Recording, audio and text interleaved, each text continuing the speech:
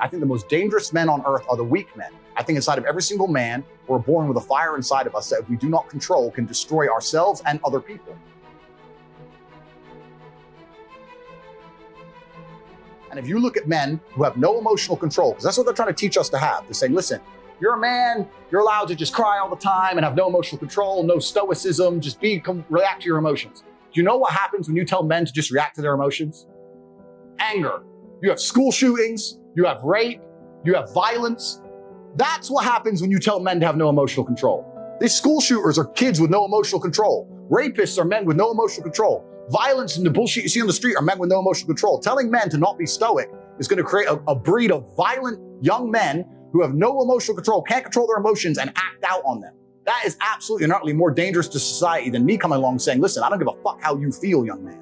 It doesn't matter how you feel. You have duties and you have responsibilities as an adult, and you must comply and act a certain way regardless of how you feel. That is better for society as a whole, especially as I'm only teaching the tenets of, listen, go to the gym anyway. Doesn't matter. You don't feel like it. Go anyway. Listen, your girlfriend left you. Your heart's broken. You're not allowed to stalk her. She doesn't want you. Get the fuck over it.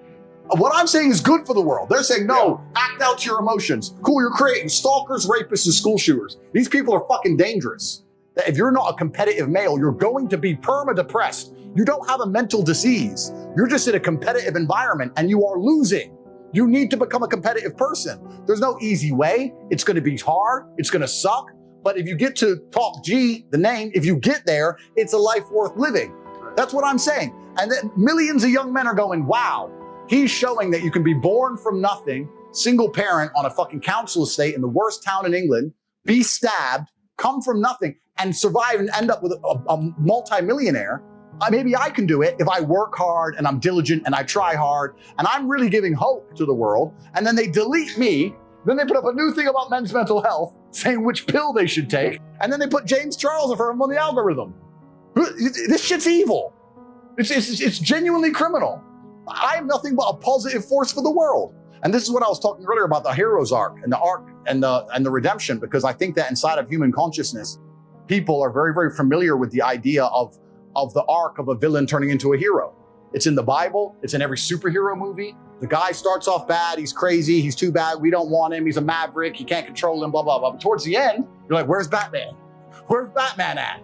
And it's going to take a matter of time before people realize, you know what? Tate was actually a good force for the youth.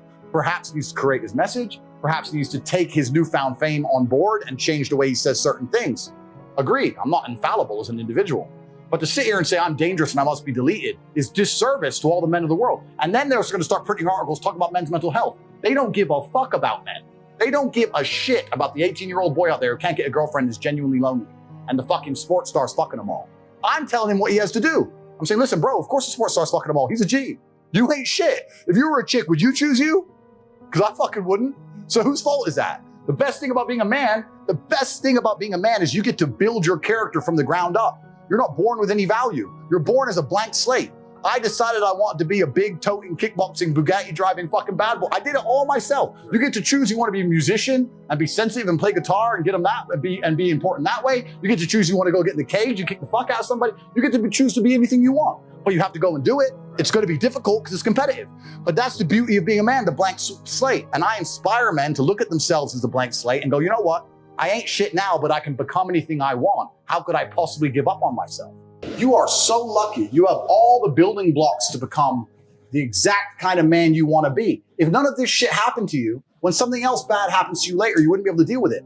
Fantastic. And he goes, no, but you know, this. He replied again with more excuses. Said, why are you making excuses? I just told you what happened to you is a good thing. You need to reframe your mind. Bad things happened to Batman. They killed his parents. Do you understand? That's why he's Batman. You've just told me you have the building blocks to become you might become top G when I retire. Fantastic. What are you complaining about? He goes, well, what do? I said, you need to work. Take all that trauma. If you're truly heartbroken, my friend, and we've all been there as men, if you're truly heartbroken, you can't sleep. That means you're going to get in fantastic shape. You better hit the gym. You have nothing else to do.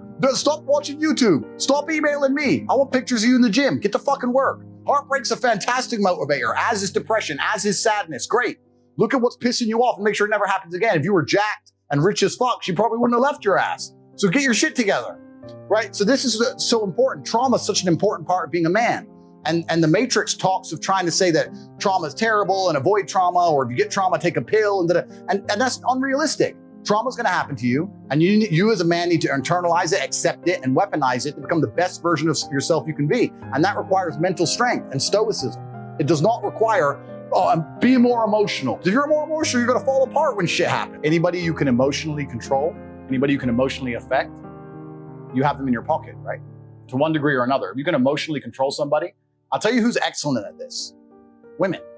Women are fantastic at this. If a woman realizes she can piss you off with X thing, she'll notice it, she'll keep it in her pocket. You know what? That annoys him. Cool, sorry baby, sorry. 3 weeks later, 2 months later, they realize when you're vulnerable. I can tell you this, I can tell you the experience from fighting. When I was fighting, I was a kickboxing world champion, right? I never made millions from fighting. Kickboxing was not that big a sport. 10 years ago, even UFC wasn't as big as it is now. So I was making money, but I mean, I was probably fighting 2 or 3 times a year, and most I ever got paid was 100, 150 grand a fight. So I was kind of normal life. And whichever girlfriend I had at the time, no matter what, she always managed to start some asinine, stupid, immature fight with me like 3 days before a fight. Because I'm weight drained, I haven't eaten, I'm nervous, I can't sleep. I've been training for fucking 10 weeks. This monster's from fucking Kazakhstan, some psycho. I have to fly over to fucking fuck knows where and Bishkek to fight him. And now she's like, you're on the toilet seat. I'm like, the fucking toilet seat. I might die. He could kill me. But she knew that's when I was weak. She knew it. And that's when you can be emotional. But they detect it. This is when I can get it. Right? Because the rest of the time, all times to talk about the goddamn toilet. Because if I say toilet seat any other time, his answer is go home and just sit on his computer. Go home then.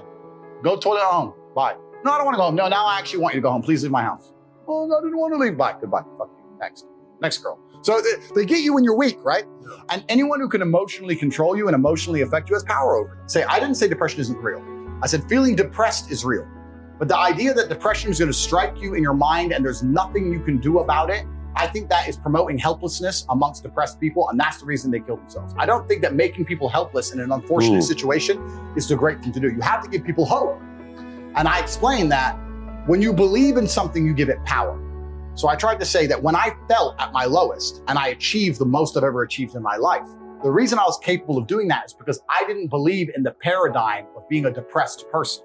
I just believed that this is how I currently feel, and fuck it, I'm gonna do whatever it takes to get my life to be better. And I gave a very simple example, an analogy. I said, if you take 2 people, one believes in ghosts and one doesn't. You put them both in haunted houses. And in the middle of the night, there's a bang.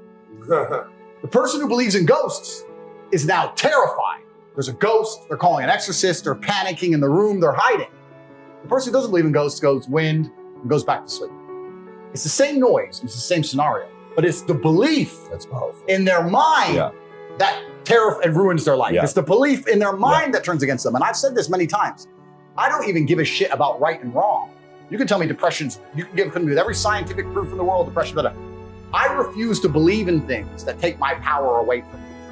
I'm only going to construct a mental model that allows me to be as powerful as possible. If believing in the idea of depression is going to take my own power away, then I won't believe in it. I don't want to believe in things that make me weak. I believe in things that make me strong. And someone goes, oh, you're wrong. Listen, let's assume you're correct and that makes me wrong. Let's say that you're right and you're depressed. Why would I want to adopt the thinking of a man who is sad? Why would I want to think like you? Wouldn't it better to be wrong and be happy and have a sports car and a yacht and a private jet? You want to talk about right? Look at your life. I don't talk about right and wrong. Let's talk about success and results. I don't believe in things that take power from me. I never have. So when people email me and they start saying, I'm depressed. And what's funny is this, I talk to them and they desperately defend the idea of depression. I'm like, my friend, you just told me you're too depressed to be successful and depression has destroyed your life and you lost your girl. I'm telling you that the enemy in your life isn't real. And you're now sending me 10 emails a week trying to convince me that your enemy is a real thing. Why are you sticking up for your enemy? This person, whatever it is, this idea destroyed you, and you're putting your energy into defending it. You should be on my team. Whose team are you on here? You want to sit here and convince me? I'm never going to believe you. I'm never going to adopt your thinking because your life is not successful enough for me to emulate. So why don't you try to adopt my way of thinking? Stop defending this. And they're defending it because it's a cure-all excuse. Depression or sadness is a cure-all excuse for men to use for failure. I have failed. This is why they say I don't believe in men's mental health, or the man who's depressed can't compete with the man who's not depressed. This quote. I say, listen, you get to roll out, be fat, be out of shape, be broke, be unimportant with no girlfriend. And instead of the world thinking you're a loser, you get to say, I'm not a loser, I'm depressed. It's a shield. Yeah. And I say, that's why you don't want to lose your shield. Because now you have accountability, now you have performance. It's a cop-out. Fuck it off. I don't give a shit if it's real or not. We're not about that. We're talking about success here. Get rid of your excuses, stop defending the thing that's ruined your life, and get to fucking work. And every time anyone has ever listened to me in history, ever, every single one of them's transformed their lives and messaged me positive messages afterwards. Every single fucking time. That's why I'm antidepressant. Because that pill ain't gonna fix you the way becoming the man you wish you were is gonna fix you.